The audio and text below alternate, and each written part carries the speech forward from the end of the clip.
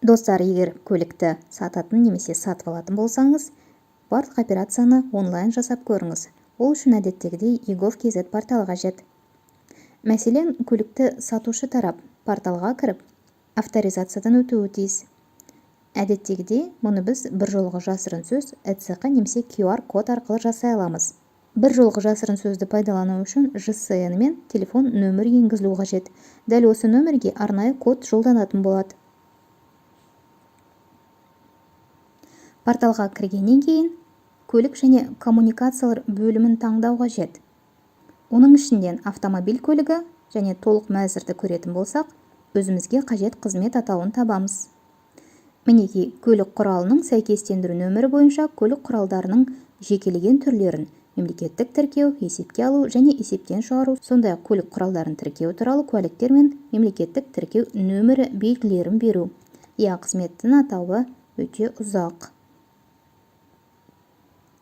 Қызметті сатушы тарап қызметке онлайн сұрау жасайды. Ашылған парақта көлік иесі өзінің сататын көлігін таңдауы қажет.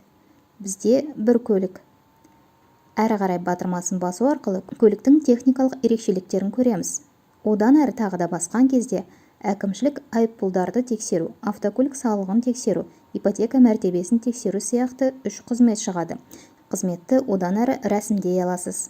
Ең алдымен көліктегі орындар санын көрсетесіз және көліктің сатылатын бағасы да жазылуы тиіс. Сатып алушы деген жерге сіздің көлігіңізді сатып алуға келіскен азаматтың жеке сәйкестендіру нөмірін толтырасыз. Нөмір дұрыс толтырылған шақта екінші тараптан аты жөні шығады. Егер көліктің қаражаты алдын ала беріліп қойған болса, көлікті сату үшін қаражат алынды деген белгіні белгілейсіз.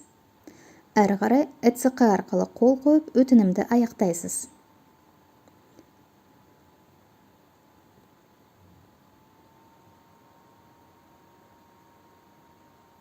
Қызмет туралы мағлұматтар бөлімінің ішінен